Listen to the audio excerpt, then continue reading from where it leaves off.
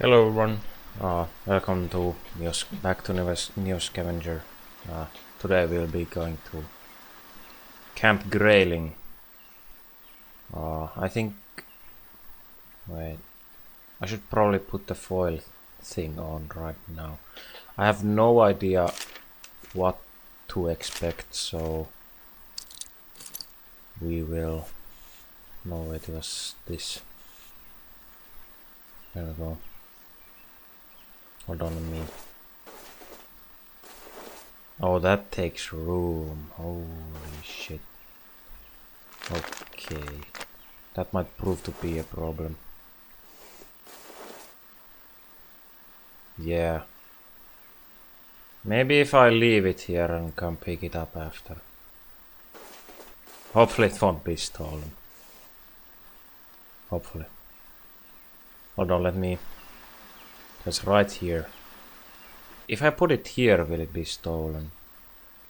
I'll put it here. Maybe I'll remember this. That looks funny. Okay. The road on which you walk is a vanishing one.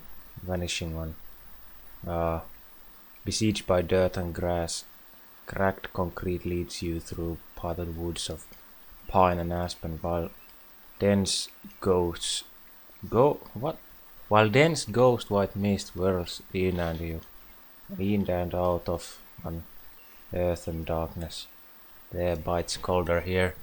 A flagbow emerges from the grey canvas before you, flying no flag at its peak. You soon reach the great wall made of lines of Jersey barriers, defending a tall and sturdy gate, fortified by a wreckage of cars that once rammed the barricade. It seems that at one point quite a few people became desperate to return to the base. You find their bones right where they left them. To one side, a derrick sign reads Camp Grayling. The main gates of the military base are daunting sight to behold, heavy with... whatever. It's gonna take forever. Left or right? Hold on, maybe I should read. Just clearing. To your right, the fence skirts a path that leads down to a body of water. To your left, it runs deep into dark forest, foreboding and beckoning. So water or forest? Fuck it, we'll go left. Walking between a dense spread of trees and electrified fence, you look for places where you might climb and leap over, but it's as if the forest knows where Grayling boundaries are, fearful of disobeying. Deep within Camp Grayling, eerie lights weave through the fog, punctuated by an occasional sound that as much vaguely machine, like as it is animalistic. Okay, whatever. It's gonna take forever for me to read this all, so I'm gonna skip most of it. The back of her head, neck and arms are all charred to bone. See a handful of bodies along the inner grounds. Every inch of their skin facing towards the base is burnt to all hell. Beyond them you see antennae mounted pylons, wordlessly gloating over their likely handiwork, daring you to come. Further ahead, the end of the fence line turns inward just before it, a vast and wild-looking swamp. Even the woods stopped there to venture in, and you'd be sitting duck while trying to wade through it. Luckily, you may not have to. You find several places where the electrified mesh fence is partially cut. Any amount of prolonged contact will be pure agony, but with the right tools and every inch of your threshold for pain, you might get through. Ha! All that's left is the choosing. Access your things, cut through, look for base grounds, explore out of... Let's look. The pylons you see forming a perimeter beyond the fence are much clearer now. However, that doesn't help in identifying them. They almost look like radar towers, but they aren't moving. 3 white orbs like trucks dwarf several buildings.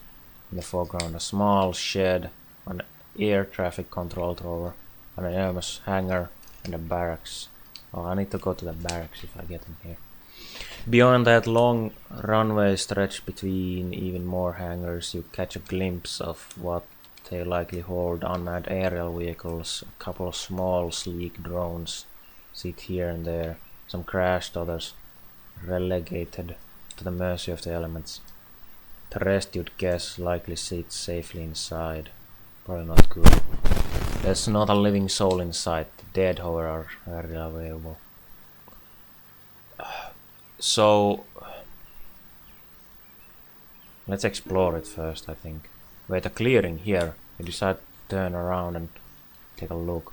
The woods part into a oblong-shaped field of grass, no wider than a few car lengths. The grass thins out in patches. Outside the shaded cover of the forest, a great big rock sits squarely in the middle, easily 10 feet high. You approach to take a closer look when a figure jumps out from behind it, rifle in hand. But you do notice a trembling, and it's carried in the person's voice as well. Who's there? What are you doing here? I want to burn.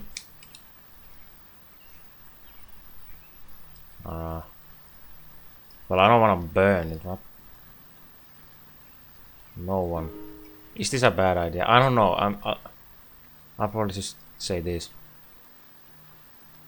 A woman loves her gun a bit. Oh well. You should move along. It's dangerous here. If you have no business with Camp Grayling, I suggest you leave. Did you hear me go? She said, stepping forward with the gun. Something about her. In any case, she won't let up. Return to the fence line. I guess I'm fucked. Do I? No, but I think this will access your things. But what? What would help? Whiskey? Would whiskey help, you know, lower the pain? I mean, it's like water. I don't know if is that clean. I don't want to be dying of water. Well, I have antibiotics right here. Yeah. Have a sip of water. Fuck it, cut through. With everything you've been through, the first few cuts through the electrified fence, mesh fence, chip off little from your resolve, but after 10, 20, 30, it becomes difficult to ignore the vicious tingling, the spreading sting, the sensation of skin pulling and twisting against itself. You sweat in with anticipations before each cut, pause for relief after. Simple task of cutting a few wires has grown into an increasing concurrent task. Eventually, after a grueling test of your resolve, you decide that's it, that's good enough. A few kicks, the fence falls over. As the fence opens, you feel an area of white-hot pain intimately and you recoil. The sensation disappears when you move from the opening, and soon you discover that the pain seems to come from within the facility. Unfortunately, after some tentative testing, it appears to mostly shield. Your attire mostly shields you from it. I knew it! Enter. Bracing yourself, you push through the breach of the fence and start walking. 10 seconds later, all you've felt are a few hot touches through the vulnerabilities of the foil covering your body, joints, holes, and so on. Keep your back to the perimeter to protect your face. It's really walking. The signals from the emitters are bouncing right off you. You stand in victory and raise your arms. You know you shouldn't, but you're facing the wrong way anyway, yeah. Is that all you got? You heal, and you don't regret it. When you regain your good sense, you make your way quickly across the field, still careful to watch your face covered from the tangled emitters of the turret. The hints of microwave radiation may be small, but severe pain in small doses is still severe pain. Meanwhile, your protective foil is tearing with every movement you make. By the time you wear out your foil poncho durability, you've cleared the turret's range. Most of the getup is in shreds behind you. The rest, unusable, clings to you, your body. You pluck off the foil hat and shrug the rest off. No reason to look like an idiot anymore. Before you can go on, squeaking and Sevosi echoes from behind you, drawing your attention back to the fence. A belt-wheeled drone is positioning itself by your handwork. Its skinny limbs, the mesh is spliced and patched, and only that repair bot is trotting back into its access trench like nothing happened. Given how long it takes to cut through the fence, even without a turret at your back, is clear that going that way you came would be mean death, most painful. You will have to find another way. For now, the grounds of Camp Grayling wait. You know, I'm gonna quit reading this. You can read it, of course. Just pause the video. You stand. Let's check. Access. Attack the machines. Okay. You stand at the epicenter of Camp Grayling. A vast central area opens up before you, awash in blind white halogen and ghostly clouds, menacing. Yeah. From swirling grey, unmoving shadows climb out of the wombs to assume their true form. Various buildings surround the central area. Your eyes are drawn to the nearby storage shed at first. Farther out stands an air traffic control tower, a barracks, and maintenance hangar. There's one figure that demands more of your attention, as do its four siblings behind it, with heavy bone-crushing thuds from a corpse-littering tarmac. They tread on six spider-like legs, all too familiar. Octagonal meters are mounted on their backs, and they're coming for you. Run for cover towards one of the surrounding buildings. Attack. The fuck am I gonna do with these? Guess I have to run, right? I can't attack them with sling. I don't think any item would help, right? They're coming for you. All too familiar now. Octagonal emitter, so they'll like burn me. Did I need a second thing for this? Fuck it, let's see if I die. Some of you recognize the futility of going up against the VMADs. However, the barracks tower and hangar lie beyond them, and the machines could not look more territorial if they tried. What you need to do is get indoors as fast, but where? Control tower, barracks, maintenance hangar. Well, I need to go to the barracks, right? Was cooked alive by overexposure. Great! I got killed. For fuck's sake.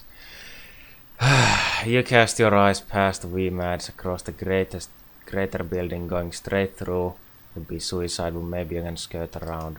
You run, but not 3 steps in, the meters all find your unburned body and decide really that you can't be left as is.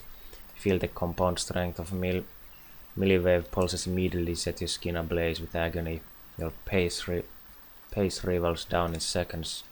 Try to push through, but it's useless. Your knees give in and you're pinned to the ground by the pain. The VMADs approach. The burning grows and grows and grows across your crackling skin, bursting blisters and flesh pink fissures.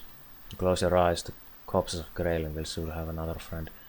That's kind of bullshit. I got this far. Do I need a second poncho? The hell is gonna help against these? You know, that's kind of a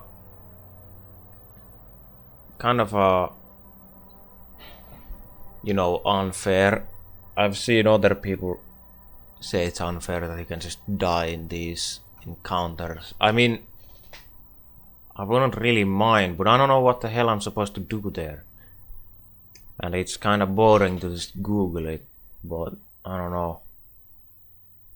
Player knows about the Neo Wiki. The fuck? Okay.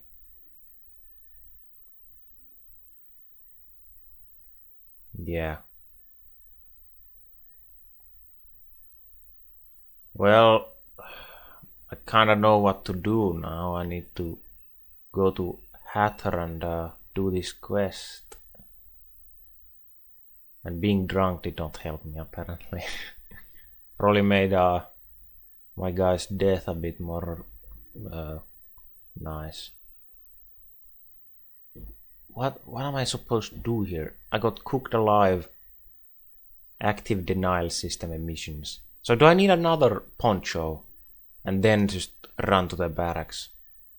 Because I remember Hatter saying that you need to go to a barracks or something to get a ID thing. So I would assume then the robots would not know that I'm part of this facility and don't need to be killed. Do I really need I don't have any other ideas. I either need second poncho or some great ass weapons to shoot them all. But I would really think that since this is a military base, you would need something a bit more than a shotgun or a rifle. I would think you'd make these things bulletproof. Yeah. Well, guess. God damn it, that's pretty annoying.